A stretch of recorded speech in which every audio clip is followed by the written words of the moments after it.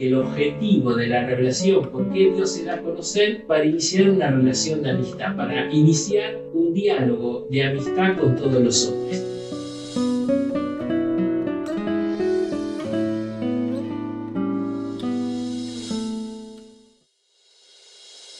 La revelación divina, un texto fundamental, es el prólogo del Evangelio de San Juan.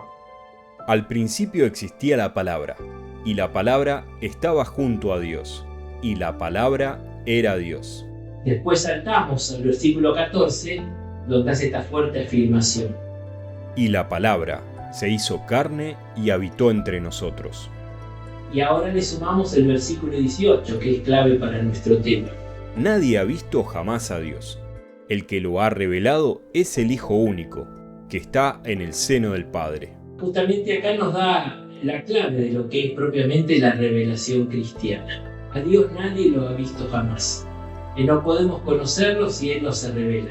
El verbo, la palabra, el Hijo de Dios, que estaba en el seno del Padre, que ha hecho carne, hombre y habitó entre nosotros. Y que Él nos lo ha revelado, nos lo ha narrado. Hay otro texto que complementa a este primero. Me refiero al prólogo de la carta a los Hebreos, que dice así. Después de haber hablado antiguamente a nuestros padres por medio de los profetas, en muchas ocasiones y de diversas maneras, ahora, en este tiempo final, Dios nos habló por medio de su Hijo, a quien constituyó heredero de todas las cosas y por quien hizo el mundo. Acá nos suma algo importante. Nos está diciendo que Dios habló en muchas ocasiones y de diversas maneras antiguamente a nuestros padres. Si la revelación se fue dando en la historia, Dios intervino especialmente en la historia de un pueblo, del pueblo de Israel, y con gestos y palabras se fue manifestando y revelando. El Éxodo, por ejemplo, es un gesto salvífico, pero también revelador de Dios como Salvador. Y así fue creciendo esta relación de Dios con el pueblo. Y después se nos fue guiando por medio de la palabra de los profetas. Ahora llegamos a un tiempo final, el tiempo de la plenitud, y ahora dice Dios nos habló por medio de su Hijo. Por eso la revelación tiene un carácter histórico. Es imperfecta en el Antiguo Testamento y llega a su plenitud en Jesús. El Hijo, por quien hizo el mundo, Dios nos habló por medio de su Hijo. Y ahí está justamente la revelación. Jesús a los apóstoles les dice: Yo no los llamo servidores, porque el servidor ignora lo que hace su Señor. Yo los llamo amigos, porque les he dado a conocer todo lo que oí de mi Padre. Fíjese que contrapone la relación con un servidor, a quien uno da órdenes y obedece, pero no es de la intimidad, no es amigo, con los apóstoles que son amigos. ¿Y por qué son amigos? Porque Él les dio a conocer todo lo que escuchó, lo que oyó de su Padre. Por eso este versículo nos ubica bien cómo o desde dónde hay que entender la revelación, con la categoría de amistad. El Señor nos da a conocer al Padre justamente para establecer un diálogo, un vínculo de amistad con todos los hombres.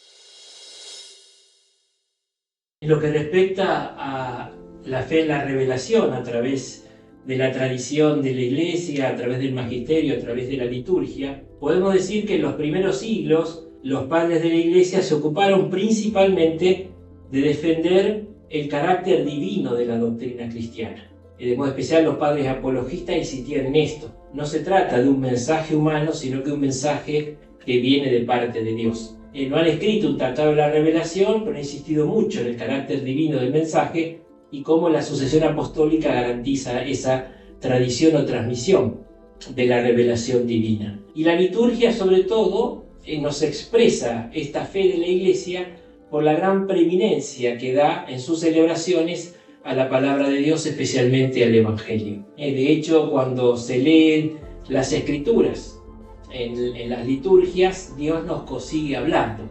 Se continúa revelándonos, se actualiza la revelación de Dios para cada uno de nosotros. Pero el gran hito, el gran momento importante para el tema de la revelación es el Concilio Vaticano II, que publica la Constitución Dogmática sobre la Divina Revelación Dei Verbum, que yo considero de lectura obligatoria. De modo especial, los primeros 2 capítulos son fundamentales. La primera vez que la Iglesia hace una reflexión teológica sobre el tema de la revelación y de la transmisión de la revelación, que era muy importante aclarar. Para hablar de la revelación, utiliza una perspectiva personal y comunicativa. La revelación no consiste fundamentalmente en la transmisión de unas verdades, sino de la autocomunicación de Dios. Es alguien que se revela a sí mismo, que abre su corazón y nos muestra su interior a los demás, a los hombres. Y lo hace por medio de la palabra. Por eso la revelación es un misterio de comunicación divina. Dios se comunica, pero nos comunica su interior a través de su palabra. Y justamente este acento es que alguien se está dando a conocer y no que nos da a conocer algo. Y es alguien que se da a conocer para que entremos en comunión con Él. Y nos enriquece mucho la fe, porque la fe es la respuesta del hombre a Dios que se revela. Entonces, ante Dios que se dona totalmente al hombre, la fe es la donación libre que el hombre hace de sí mismo a Dios en respuesta a Dios que nos amó primero. Entonces, ante la palabra del amigo, confiamos, nos abrimos. Y entonces también toda nuestra afectividad, nuestro corazón se involucra en la fe. Ante una palabra que nos llama, que nos pide un compromiso, que nos llama a un seguimiento, bueno, nuestra voluntad responde justamente con el seguimiento de Cristo, que forma parte de la fe. Y ante una palabra que nos informa, que nos da conocimiento, nos muestra la verdad, desde la inteligencia hacemos el asentimiento a lo que Dios nos revela. Y después el capítulo 2, que también es fundamental, tiene que decir cómo esa revelación que se cerró con la muerte de los apóstoles llega a nosotros viva hoy. Y por eso el hermoso capítulo 2 de la Dei Verbum nos habla de la transmisión de la revelación. Eso es la tradición. Lo importante que vincula la transmisión a la revelación, así como la revelación es personal, es comunicativa, bueno, también lo es la tradición, es algo vivo. Por eso hay dos polos que a veces cuesta un poquito mantener, pero que la Dei Verbum los mantiene juntos. El contenido, el depósito de la fe, que hay que conservar y hay que ser fiel al depósito de la fe, a lo que Dios nos reveló. Pero al mismo tiempo está el carácter de transmisión y por tanto es algo dinámico y es algo actual, que no se puede frenar en algún momento de la historia, sino que continúa. Y aquí es muy importante porque aparece la Iglesia como el sujeto de esta tradición o transmisión. Y el Espíritu Santo el que garantiza a la Iglesia justamente la fidelidad en la misma. Por eso la Iglesia recibe y transmite, continúa llevando esta tradición. Y sobre todo, algo muy importante que pone Dei Verbum es que así como la revelación era vida, también la transmisión es algo vivo. De hecho, la Iglesia transmite lo que ella cree y lo que ella celebra y lo que ella vive.